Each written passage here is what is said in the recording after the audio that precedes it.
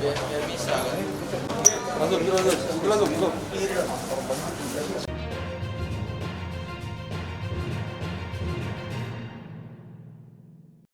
Menindaklanjuti maraknya aksi kriminalitas di Kota Palembang. Dalam satu pekan, Satuan Reskrim Polrestabes Palembang berhasil meringkus 8 pelaku kejahatan curat dan curas. Di antaranya aksi begal di Jembatan Ampera yang sempat viral di media sosial. Satuan Reskrim Polrestabes Palembang di bawah pimpinan Kasat AKBP Nuryono berhasil meringkus 8 orang pelaku kejahatan yang telah meresahkan masyarakat di Kota Palembang. Semua pelaku yang ditangkap ini berawal dari laporan masyarakat yang menjadi korban curat dan curas. 8 orang pelaku diberikan tindakan tegas terukur karena dinilai telah meresahkan masyarakat. Kasat Reskrim menjelaskan, jika pelaku masing-masing terlibat dalam kasus curat, yakni pencurian dalam pemberatan, seperti bongkar rumah yang sedang ditinggal pemiliknya.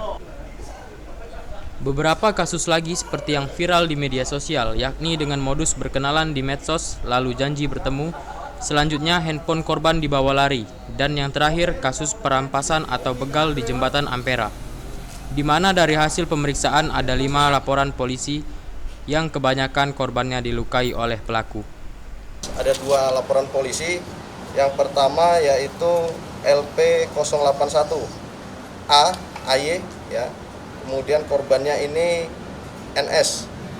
Nah, jadi ini yang viral di media sosial, di mana korban awalnya bertemu atau berkenalan di media sosial, kemudian mereka berjanji untuk bertemu, dan setelah bertemu untuk handphone si korban kemudian dirampas ya pelaku.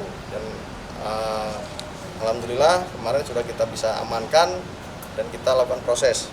Dari hasil penyelidikan ya ini sudah 5 kali dan kita terus melakukan pendalaman kalau saja ada LP-LP lain yang pernah mereka lakukan. Saat ini para pelaku masih dalam proses pengembangan lebih lanjut untuk menangkap pelaku lainnya yang belum tertangkap. Semua pelaku dikenakan pasal mulai dari 363 dan 365 KUHP dengan ancaman di atas 5 tahun penjara.